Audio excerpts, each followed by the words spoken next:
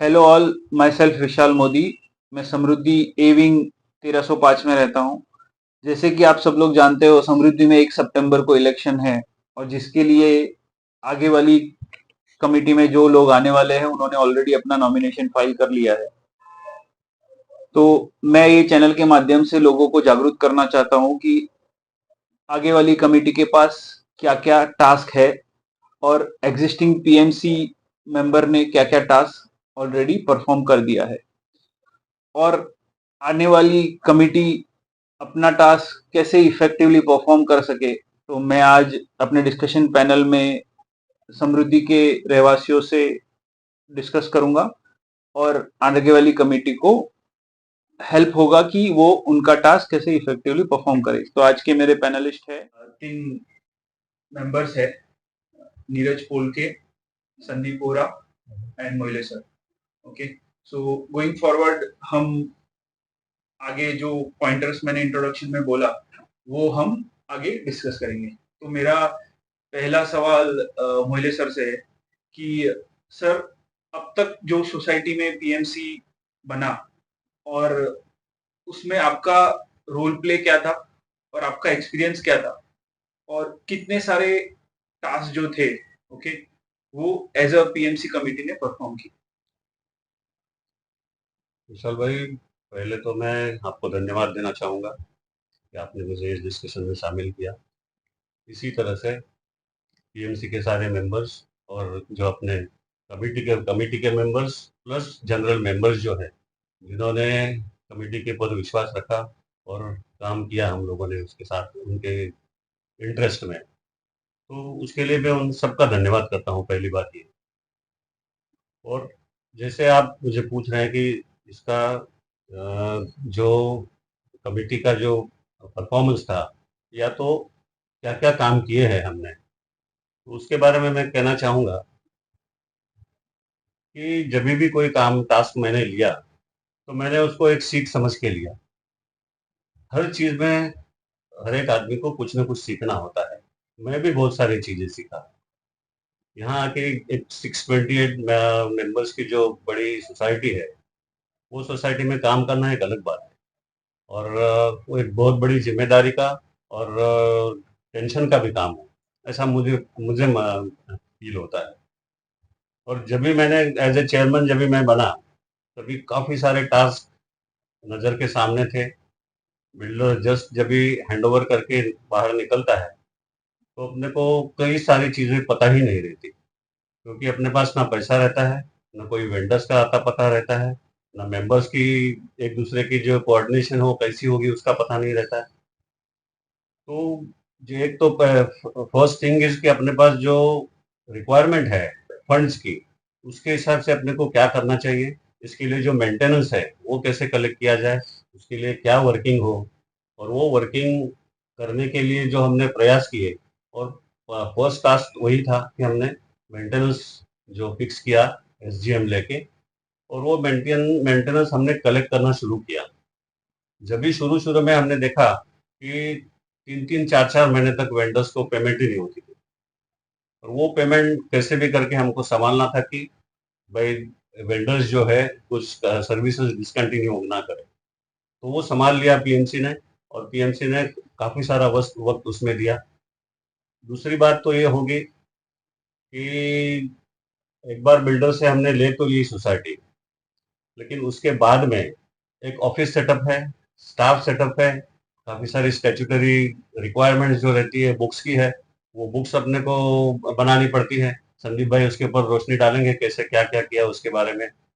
Then then आता है first year होने के बाद में जो वेंडर्स पानी जो वाटर सप्लाई है अपना लोगों को, वो सप्लाई भी अनइंटरप्टेड रहना चाहिए, उसके लिए भी प्रयास करना पड़ता है। जो टैंकर्स थे, जब भी बिल्डर से लिया था तो भी पूरा सप्लाई टैंकर का ही था। पूरा टैंकर के हिसाब से हम लोगों को 24 घंटा पानी देते थे। ओके। लेकिन कैसे है कि पीएमसी ने प्रयास करके वो पानी का जो सप्लाई है एमबीएमसी का जब भी अपने को कनेक्शन मिला, तो एक एडिशनल कनेक्शन हमने ले लिए। ओके। और एडिशनल कनेक्शन लेने से क्या हुआ कि मेंबर्स को अच्छी तरह से पूरा प्योर वाटर मिलने लगा। हाँ, तो वो एक अपना एडेड एडवांटेज है समृद्धि का भी, वो बहुत बड़ा एडवांटेज है। मैं चाहूंगा ये तो बहुत बड़ी उपलब्धि है पीएमसी के लिए, क्योंकि मैं उसके फैक्ट्स बताता हूँ आपको। जब भी 22-23 में जो हमने टैंकर्स लिए थे वो 45 लाख के थे। इसकी कॉस्ट 45 लाख की थी। और इसके जो है ये साल के लिए 23-24 के जो है वो 13 लाख के टैंकर्स है खाली। ये बड़ा कॉस्टली है। इसमें हमने करीब करीब 25-26 लाख रुपया सेव किया। तो मैं समझता हूँ ये एडिशनल रेवेन्यू हो गया। इनफैक्ट रेवेन्यू में चला गया वो। तो एक बड़ी बात है वो। और उसके लिए तो सभी को धन्यवाद देने जैसा है, सबको धन्यवाद देना ही चाहिए हमें। तीसरी बात ऐसी थी कि हैंडओवर और कन्वेंस, ये जो मेन चीजें थी, उसके लिए टाइम टू टाइम हमने बिल्डर से मीटिंग की। काफी सारे बिल्डर को क्या रिक्वायरमेंट है, हमारी रिक्वायरमेंट क्या है, उसके टेबल पे बैठ के उसको नक्की किया कि कैसे होना चाहिए, क्या होना चाहिए। उसके पहले बिल्डर ने हमें पार्किंग की लेटर्स भी दिए नहीं थे, अलॉटमेंट नहीं था पार्किंग का, वो सब पार्किंग की अलॉटमेंट्स करके लिए। बाद में एंट्री एग्जिट अलग अलग करके उसको स्ट्रीमलाइन कर दिया। पोजीशन लेटर दिए नहीं थे बिल्डर ने, उसके लिए मीटिंगों में बैठ के उसको सॉर्ट आउट किया कि कैसे पोजीशन लेटर मिलेगा, कब मिलेगा, कैसे मिलेगा। हैंडओवर मामले में, फाइनेंशियल हैंडओवर में करीब करीब हमने वो सब पूरा कर ही लिया है। क्योंकि फाइनेंशियल हैंडओवर में ऐसा था कि जो बिल्डर को पैसा देना है हमें और वो बिल्डर से लेना है, उसमें जो डिफरेंस था वो कई मेंबर्स ने उसको दिया नहीं था, बिल्डर को दिए नहीं थे पैसे। और वो जो पैसे नहीं दिए थे, हमने बिल्डर को कन्विंस किया कैसे भी करके कि भाई ये जो पैसा हम मेंबर से हम ही ले लेंगे, rather than you collecting and we paying again, you paying it again. तो वो पैसा हमने जमा कर लिया। वो करीब करीब 80 लाख रुपया था, अप्रोक्सीमेटली बोल रहा हूँ मैं। वो फिगर्स, यस, 80 लाख रुपया हमने कलेक्ट करना है मेंबर से, जिसमें से 60 लाख रुपया अभी आ गया है। तो और 19 लाख आना है, तो उसके लिए प्रोसीजर फॉलो करेंगे हम लोग। संदीप भाई गाइड करेंगे वैसे, नोटिस वगैरह देके क्या करना है क्या नहीं करना है सर। तो वो एक बात रही हैंडओवर के बारे में। कन्वेंस के बारे में मुझे थोड़ा बताओगे? कन्वेंस का कैसे रहता है ना, आपको भी पता होगा विशाल जी, कि मीरा भाईंदर में करीब करीब 75-80% जो सोसाइटियां हैं उनके कन्वेंस हुए नहीं। और मैं वो फील्ड में हूँ, मुझे पता है कि एक एक कन्वेंस करने के लिए 8-8, 10-10, 15-15 साल निकल जाते हैं, लेकिन सोसाइटी का कन्वेंस मिलता नहीं। कई सोसाइटियां डीम कन्वेंस में गई, लेकिन उनके भी काम हुए नहीं। ऐसा मेरे पास रिकॉर्ड है कई सोसाइटियों का, 2-2, 3-3 साल तक भी डीम कन्वेंस होता नहीं। लेकिन वी आर फॉर्चुनेट इनफ कि कमिटी ने जो एक्शंस ली और जो सब मिलके काम किया, उसकी वजह से हमें कन्वेंस मिल गया है। कन्वेंस डॉक्यूमेंट रजिस्टर्ड हो चुका है और लैंड और बिल्डिंग दोनों अपने नाम पे है अभी। ये बहुत बड़ी बात है। और मतलब जो मेन टास्क है, एक पीएमसी करके जो मेन टास्क होना चाहिए, वो टास्क कमिटी ने अचीव कर दिया है। Because financial handover is already over और कन्वेंस इज ऑलरेडी डन। अभी 7/12 नाम आने का प्रोसेस, जो है नाम पे आने का जो प्रोसेस है, वो चालू कर दिया है। तो ये 7/12 प्रोबेबली नया कमेटी रहेगा, देख तो वो लोग, because it will take some time. It is tehsildar, वो उसका फेरफार होगा, फेरफार के बाद में नाम पे चढ़ेगा। तो उसका नोटिस रहता है 14 डेज का। वो नोटिस करने के बाद वो अपने नाम पे आएगा। So thank you. ये तो हो गया कि ये मैंने खाली मेन पॉइंट बता दी। अदरवाइज क्या है कि काम तो काफी सारे हुए हैं, बड़ी 50 से ज्यादा लिस्ट बनेगी मेरे पास, अभी भी अवेलेबल है, लेकिन इतना सारा टाइम नहीं देंगे हम लोग आपका। यस यस, तो थैंक्स। मतलब ये एक्चुअली अब तक पीएमसी ने जो जो काम किया वो ओके। अभी मैं संदीप से जानना चाहूंगा कि ये सब फंड आता है, ठीक है, सब लोग मेंटेनेंस पे करते हैं और वो फंड आता है, तो उसको एफिशिएंट तरीके से यूज कैसे किया जाए सोसाइटी के काम के लिए? फॉर एग्जांपल ब्यूटिफिकेशंस है, या फिर फेस्टिवल्स है, या फिर कॉर्पस के लिए कोई यूज करना है हमें, तो हमको थोड़ा उसमें जस्ट थ्रो सम लाइट्स कि उसको कैसे यूटिलाइज किया जाए, बिकॉज ये एक बड़ी सोसाइटी है जिसमें fund utilisation is major part. तो can you please throw some lights on that? First of all thank you Vishal, मुझे भी ये कन्वर्सेशन में इन्वॉल्व करने के लिए। और big thank you my colleague और fellow committee member. Thank you chairman, उनकी गाइडेंस के नीचे मैं बहुत कुछ सीखा हूँ। बीइंग ए चार्टर्ड अकाउंटेंट, मैं बहुत उनसे सीखा हूँ इस बारे में। और एज फार एज जो आप बोल रहे हो, पूछ रहे हो कि फंड्स एफिशिएंटली कैसे मैनेज किया जाए, फर्स्ट ऑफ ऑल मैं आपको बताऊं, एज पर माय नॉलेज, और जैसे हम लोग ने 12-15 महीना फंड फ्लो का देखा है, तो अभी इतना ही फंड जनरेट हो रहा है जितना अपनी रिक्वायरमेंट है। तो we don't have any additional amount to be spend for the capex और ब्यूटिफिकेशन के लिए। और कैसा होता है कि अपना fix expenditure around 25 to 28 lakhs, उतना ही रेवेन्यू जनरेट होता है। और ऐसा नहीं है विशाल के जो मैंने बिल जनरेट किए तो पैसा मुझे पूरा आएगा। ओके कोई मेंबर्स 2 महीने के बाद देता है, 3 महीने बाद देता है, रिपीटेटिव रिमाइंडर्स के बाद देता है। बहुत सारे मेंबर्स जो है जो बेसिकली उनको रिमाइंड करेंगे तो ही पैसा आता है। ओके सो सो बेसिकली क्या है कि अपने पास फंड्स की शॉर्टेज होने की।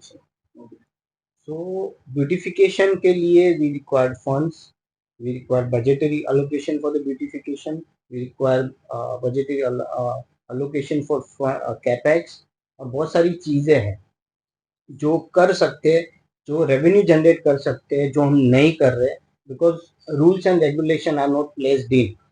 लाइक मैं एक एग्जांपल लेता हूँ छोटा कि कोई भी चीज़ टेनेंट मूव होता है या तो ओनर मूव होता है, तो नॉर्मली इतनी बड़ी सोसाइटी में मूविंग चार्जेस होता है। यस वो मैं भी काफी जो हाँ, सोसाइटी में सुना हुआ मूविंग है चार्जेस होता है, और वो एक बहुत बड़ा सोर्स ऑफ इनकम है। ओके मेरे हिसाब से वो 8 से 10 लाख रुपए मिनिमम जनरेट कर सकता है पर ईयर। ओके ये आई थिंक सो हाँ, अपने में बिकॉज ये मेरे इम्प्लीमेंटेड नहीं है मेरे हिसाब समृद्धि से में we do have more than 150 people who are tenant, okay उनका रेंट एग्रीमेंट रिवाइज होता है, ओके यस टेनेंट चेंज होते हैं, है ना। तो इतनी बड़ी सोसाइटी में मेरे हिसाब से पर टेनेंट से भी 10,000 रुपया, if I am not mistaken, 10,000 रुपये तो मिनिमम चार्जेस लेते हैं। तो इट्स अ ह्यूज। सेकंड चीज parking, we don't charge parking. तो जिसने उसको एफिशिएंट कैसे बनाया जाए मतलब how how it could be I think जो पीएमसी ने इनिशिएटिव लिया था but somehow it's not see मेरे हिसाब से हमारे पास 470 कवर्ड पार्किंग है, plus I think 100 open parking है, प्लस वी हैव स्पेस जहाँ पे टू व्हीलर्स भी पार्क कर सकते हैं, फोर व्हीलर्स भी पार्क कर सकते हैं।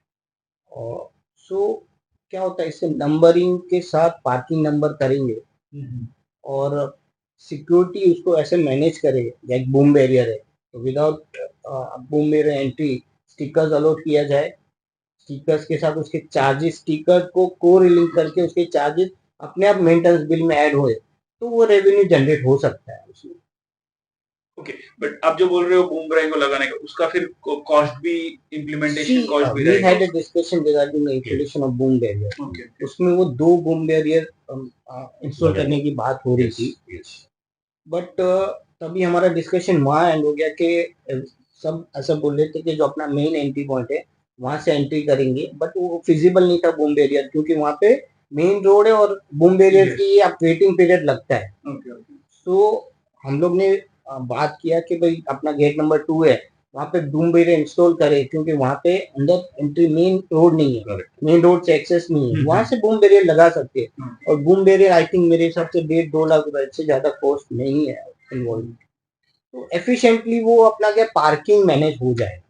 ओके तो यही आपने दो पॉइंट बताया कि हम फंड कैसे जनरेट कर सकते हैं एक आपने बताया जो रेंटल जो मूविंग होता है तो उसका और दूसरा हम पार्किंग मैनेजमेंट से दो फंड जनरेट कर सकते हैं जो एक्स्ट्रा इनकम होएगा सोसाइटी का तो और कोई ऐसा फंड जनरेट करने का और कोई सोर्स आपके पास है जो नया कमेटी है उसको हेल्पफुल हो सकता है एक ऐड करूंगा चीज में। हाँ पहले हमारे पास माइगेट था, माइगेट के बाद में एक ऑफर आया था एनबीएच का, ओके जिसमें हमने 5 लाख रुपया उन्होंने माइग्रेट लेने के लिए, अपना एनबीएच लेने के लिए उन्होंने इंस्टॉल करने के लिए हमें 5 लाख रुपए दिया। तो वो भी एक इनकम बना लिया है पीएमसी ने 5 लाख रुपए का। सो ये रिकरिंग है every year one time one time yes okay that's I think so ये अच्छा है मतलब बड़ी सोसाइटी में कंटिन्यूअस एक्स्ट्रा इनकम जनरेट करना बहुत जरूरी बात हो जाती है। विशाल मैं एक बात कहूंगा, हमारे पास एक डेडिकेटेड स्पेस भी होना चाहिए जहाँ पे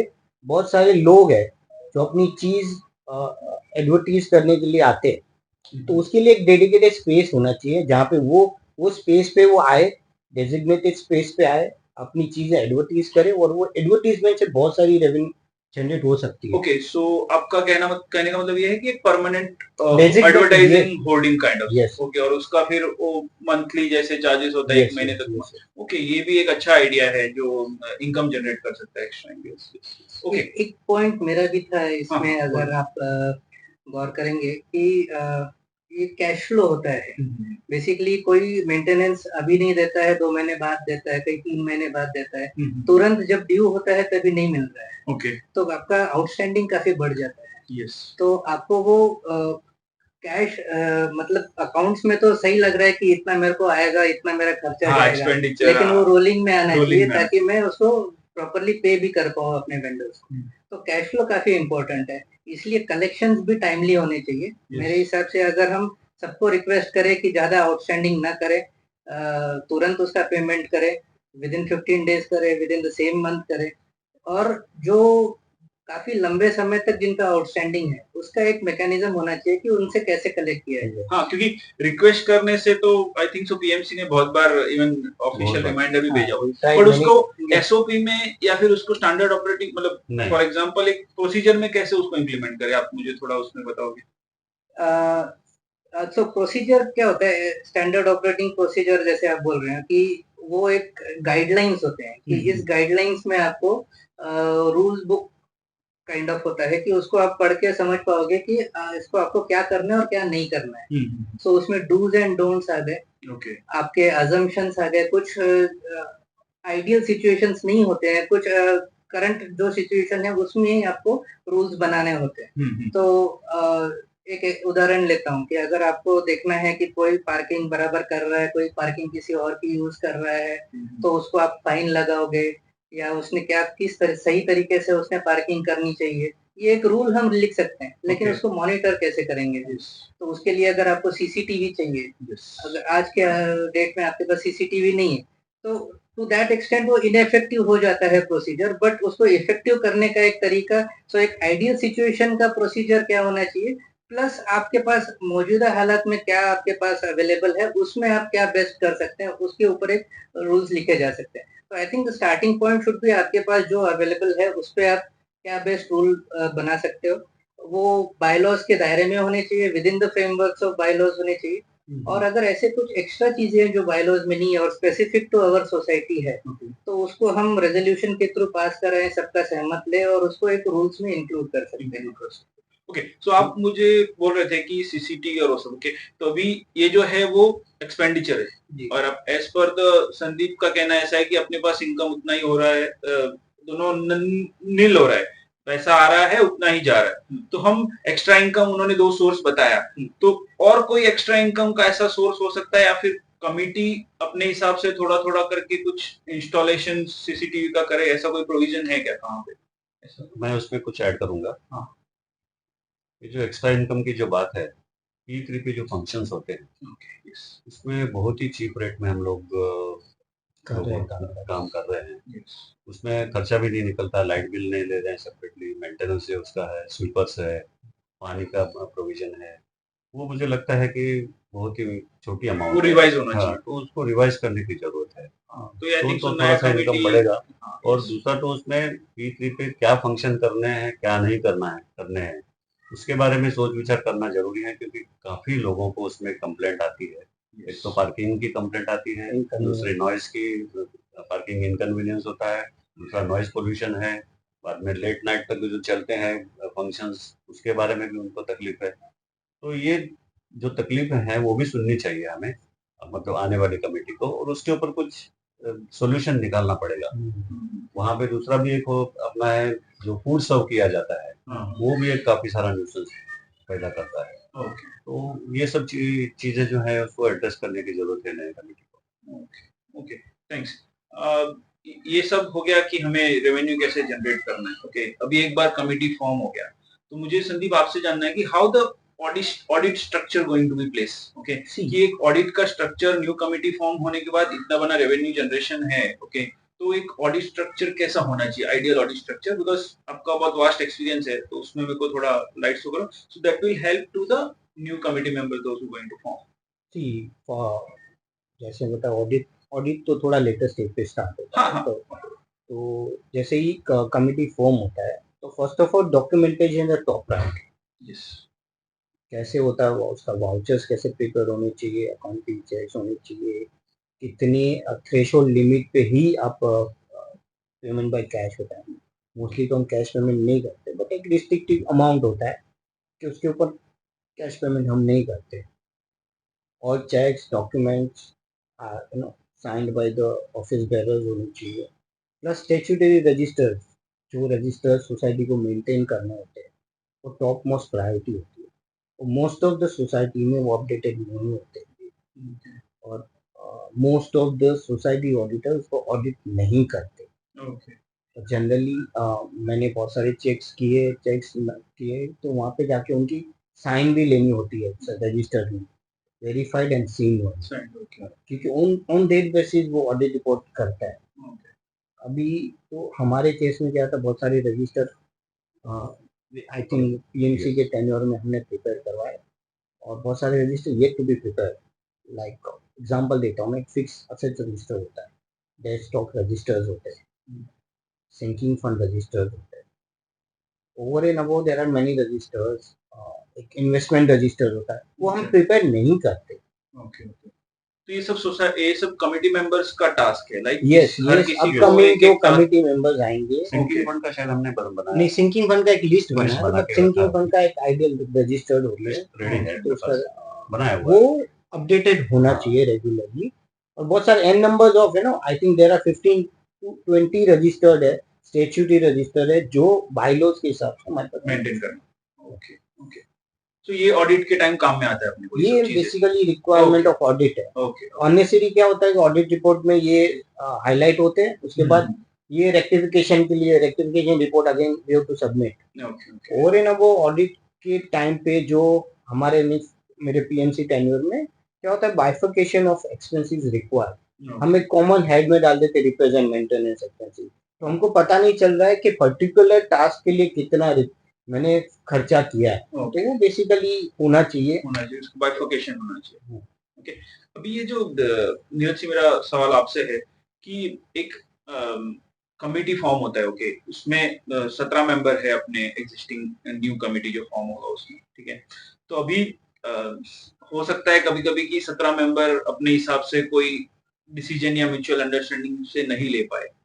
तो मेरा पॉइंट ऑफ व्यू आपसे क्वेश्चन पूछने का ये था कि एक एडवाइजरी कमिटी बनेगा, ओके, तो उसका आइडियल स्ट्रक्चर क्या होना चाहिए एडवाइजरी कमिटी का? फॉर एग्जांपल कोई भी टास्क परफॉर्म करने के लिए एक एडवाइजरी कमिटी का आइडियल स्ट्रक्चर कैसा होना चाहिए? First of all, is it required to have advisory committee required है या फिर बनेगा तो उसका स्कोप ऑफ डिजाइन क्या होना चाहिए? सी, आपकी कमिटी की प्रोफाइल क्या है? अगर 17 मेंबर्स है तो 17 मेंबर्स की क्या खूबियां हैं, क्या खामियां हैं, वो हमें जानना जरूरी है। आइडियल, हर कोई वेल इक्विप्ड नहीं होता है। आपके पास कुछ सीए होंगे, कुछ इंजीनियर्स होंगे, कुछ लॉयर्स होंगे, और कुछ बिजनेसमैन भी होंगे जिनको मैनेज करने का टैक्ट अच्छा आता होगा। लेकिन कुछ सिचुएशन में जहाँ पे जो रिक्वायरमेंट है, से फॉर एग्जांपल आपके यहाँ पे कोई पंप बिगड़ गया, या आपका पानी नहीं चल रहा है, या कोई ऐसा एक फायर का कोई इक्विपमेंट का कोई कारण हो गया जो नहीं ऑपरेट हो रहा है, तो आप क्या करोगे? आपको एक थोड़ा सा इंजीनियरिंग नॉलेज वाला कोई लगेगा, रिपेयर एंड मेंटेनेंस वाला लगेगा कोई, कि जो सोर्स कर पाए कि इसमें कहाँ पे सबसे अच्छा पंप मिलेगा, कौन से क्वालिटी का मिलेगा। तो थोड़ी इस तरह के इनपुट्स उनसे आने चाहिए। से फॉर एग्जांपल आपका जनरेटर, कोई जनरेटर जानता ही नहीं है कैसे ऑपरेट होता है, तो अगर कोई इंजीनियर होगा तो वो बता पाएगा कि जनरेटर किस हिसाब से बिहेव करता है और उसका यूज क्या होना चाहिए, रिपेयर मेंटेनेंस क्या होनी चाहिए। तो अभी आपके कमिटी में अगर कोई इंजीनियर नहीं है तो आप किसी से एडवाइस लेना चाहोगे, तो उसके लिए आपको देखना है कि आपके सोसाइटी में कौन वॉलंटियर करेगा कि जो मुझे थोड़ा इंजीनियरिंग पे एडवाइस दे। तो इस तरह के आपको बेसिकली आपको इनवाइट करना है लोगों को। आपने अगर आइडेंटिफाई कर लिया है कि अगर मेरे पास ये 5-6 सीएज है, फॉर एग्जांपल ये 2-4 डॉक्टर्स है, 2-4 लॉयर्स है, तो इनका एक ग्रुप बनाए और उनको इनवाइट करे कि आप थोड़ा सा समय सोसाइटी के लिए निकाले। अदर देन द कमिटी, इनकी भी मदद लगती है for various reasons, not only professional में। मैं कहता हूँ जिनके कॉन्टैक्ट्स हैं, अगर आपके एमबीएमसी में कॉन्टैक्ट है, अगर आपके थोड़े से कुछ कनेक्ट्स हैं जिसकी वजह से आपको थोड़ा वाटर स्केर्सिटी के टाइम पे अगर कोई मदद करे कि आपको वाटर मिला के दे, आपको कोई इस तरह के कोई जो जानकारी रखने वाले लोग होंगे उनको भी आप शामिल कर सकते हो एडवाइजर। ओके, आपका कुछ कहना था हाँ, मैं पूछना चाहता था मोहिली सर से, is it no requirement of bylaws to have advisory committee? Yes, it has been suggested in bylaws that you can have advisory committee also and option of members also and requirement of internal auditors also. It comes under same thing. Okay. But उसमें मैं एक add करना चाहूँगा कि advisory committee जो होगी वो खाली एडवाइज ही करेगी। हाँ, यस, एडवाइस करेगी कि ये प्रपोज एक सॉल्यूशन हो सकता है, सॉल्यूशन हो सकता है। हाँ, तो advisory committee without truth is it viable? उसको कुछ पावर्स होनी चाहिए एडवाइजरी कमिटी को।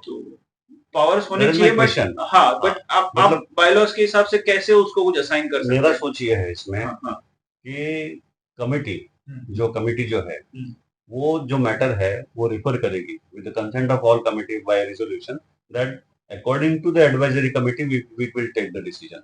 ओके, तो नहीं ऐसा तो क्या होता है नॉर्मली मैंने जो देखा है कि वो ऐसा ही होता है कि एडवाइस करते हैं, कोई मानता नहीं है कुछ और फिर चला जाता है। तो एडवाइजरी कमेटी का कोई मीनिंग नहीं रहता है।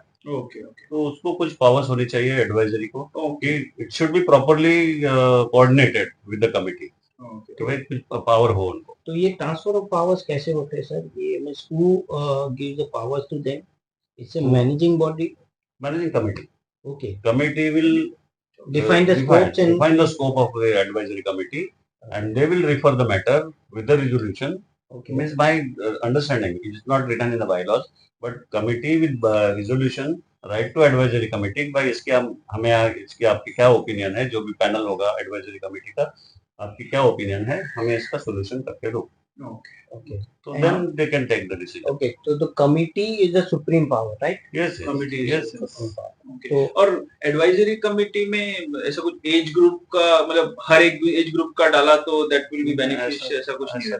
I don't think like that तो because younger people also will be smart nowadays. हाँ, तो सर yes, इसमें yes, सिलेक्शन प्रोसीजर, अगर मैनी इनवाइटीज होंगे, एप्लीकेशन आ गया, हाँ, समझो कि 5 पोस्ट के लिए 20 एप्लीकेशन आया, तो उसको कैसे किया जाए?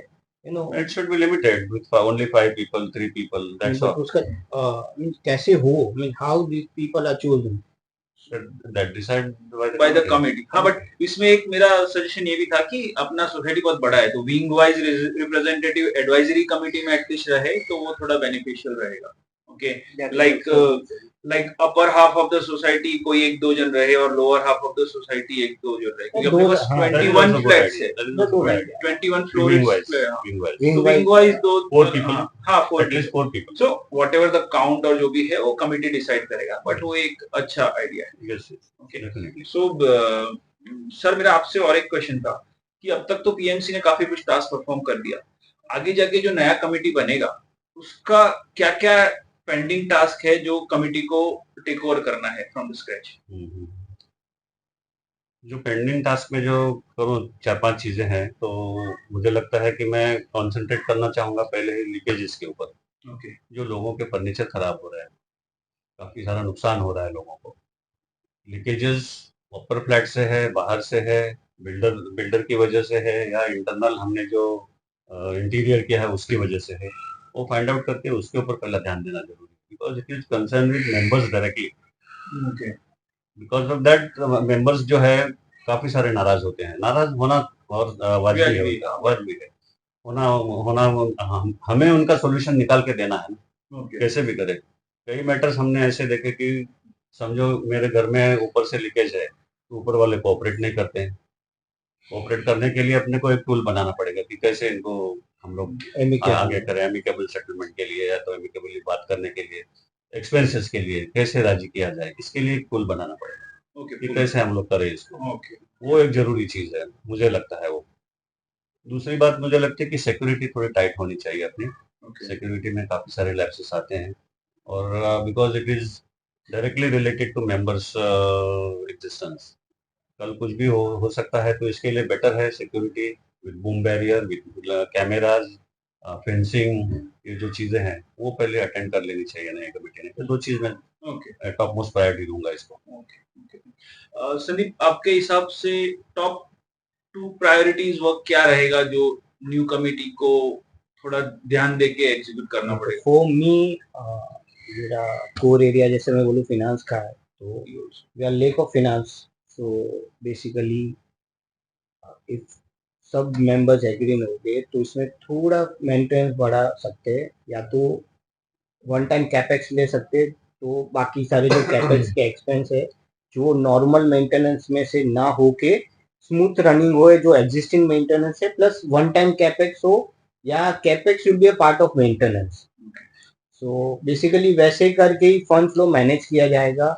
जो सर ने बोला जैसे प्रायोरिटीज है, जैसे फेंसिंग है, बहुत सारे इश्यूज है, सिक्योरिटी है, बूम बैरियर है, और बहुत सारी जो रेवेन्यू जनरेशन की अपॉर्चुनिटीज है, वो अगली वाली कमेटी को साथ में बैठ के मिल के प्रीवियस जो मेंबर्स है जिसको एक्सपीरियंस है उससे मिल के बात करके रेवेन्यू जनरेट करके इस हिसाब से सो आप जो मेंटेनेंस का जो बढ़ाने का बात हो, तो it's a personal point of view, committee को कैसे उसको एग्जीक्यूट करना है एसजीएम बुला के। हाँ वही मैं बोल रहा हूँ, बेस्ड ऑन द बजटरी जो होने वाला, बिकॉज सी कॉस्ट स्टेगनेंट नहीं रहती है, कॉस्ट हमेशा बढ़ती रहती है, कॉस्ट हमेशा बढ़ने वाली है। जैसे बिकॉज रिक्वायरमेंट बढ़ेगी, जैसे ही आप बूम बैरियर लगाएंगे उसके चार्जेस आएंगे, जैसे आप फेंसिंग करेंगे उसके चार्जेस आएंगे। तो बहुत सारे एवेन्यूज है, जैसे सोलार इंस्टॉलेशन, हमारे पास बहुत सारी स्पेस है वहाँ पे, solar one time installation we can save electricity. जितना कैपेक्स उसमें लगेगा मेरे हिसाब से तो एक साल में उतना हम लोग सेव कर लेंगे, तो वो एक एवेन्यू है मेरे हिसाब से।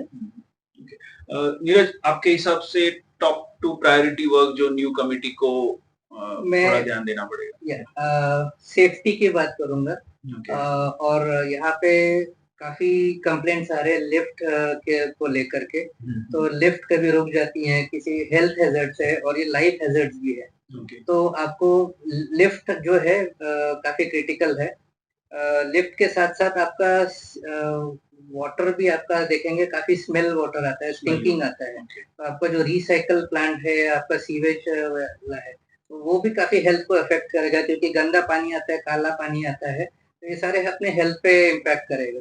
तो जहाँ पे भी हेल्थ को या हमारे सेफ्टी को लेकर के जो है वो मैं उसको प्राइम इम्पोर्टेंस देना चाहूंगा। फॉर एग्जाम्पल आपका फायर इक्विपमेंट भी, कल को कुछ ऐसा इंसिडेंस हो जाए यहाँ पे आपको फायर और आग बुझाने की जरूरत पड़े और कहीं से पानी नहीं आ रहा है पाइप में, या आपको इक्विपमेंट चलाना ही नहीं आ रहा, तो वो एक वर्किंग कंडीशंस में होने चाहिए। तो things like fire, things like sewage water का पानी का स्मेल आ रहा है, ड्रेनेज, आपको ग्राउंड फ्लोर में देखेंगे कि वाटर लॉगिंग काफी हो रहा है। तो ये सारा इम्पैक्ट करता है अपने सेफ्टी पे और हेल्थ पे।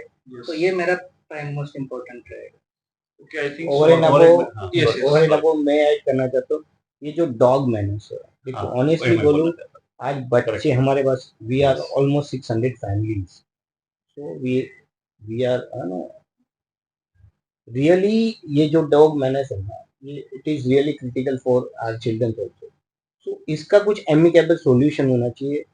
We are not against the pet, we are not against this dog manners, but उसके लिए भी जो दो people who are dog lovers and all this thing, उनके साथ भी बैठ के बात करके एक एमिकेबल सॉल्यूशन में ये डॉग मैनर्स है, जहाँ पे हमारा बहुत सारे इंसिडेंट रिसेंटली भी हुए। Dogs are damaging the private property, private scooters and vehicles हो रहे, स्क्रैचेस हो रहे, ये करे, तो उसके लिए प्रॉपर कुछ ना कुछ तो होना चाहिए। Correct. Okay, I think so. I'll have closing. Yes. Please. Yes. जो माहौल है अपने इधर अभी इलेक्शंस है, सबको मालूम है, तो उसमें एक शेयर अदा करूंगा मैं। Yes. क्या तेरी राह है, क्या मेरी राह है, जाना तो एक ही जगह है, फिर ये शोर क्यों है। मतलब सबका ऑब्जेक्टिव तो एक ही है, सोसाइटी का भला हो, सोसाइटी के लिए अच्छा काम करे, तो ये शोर क्यों है, यही मेरा कहना है। ओके, सो मतलब मेरा कहना भी यही, मतलब ये डिस्कशन का एक मतलब भी वही था कि हमें समृद्धि के लिए आगे न्यू कमिटी के पास क्या क्या टास्क है, सो वो अपना एजेंडा बना सके और वो एक अच्छे से कमिटी फॉर्म करके लाइक माइंडेड पीपल्स, या फिर जो आई वुड से कि those who are capable to execute the task, ऐसे मेंबर्स कमिटी में आए एंड न्यू कमिटी फॉर्म हो। Thank you Neeraj, Thank you. आपका Even for I'll take a half a minute. I request from this video all of members of the society. Upcoming election है, आप जानते हो society को विशाल ने एज सजेस्टेड, विशाल ने क्या क्या चीज़ हमको चाहिए, क्या क्या चीज़ अपकमिंग कमेटी ला सकती है। तो मेरा सबको वही सजेशन है, ऐसे मेंबर को चुनिए, ऐसे मेंबर को जिसको आप जानते हो, अच्छे मेंबर को चुनिए, सही मेंबर को चुनिए जो सोसाइटी के लिए काम करे। और आप मेंबर आप हो, अपना वोट, आपका वोट बहुत कीमती है, वही मेंबर को दीजिए जो मेंबर काम करने लायक है या तो काम कर सकता है और वक्त दे सकता है।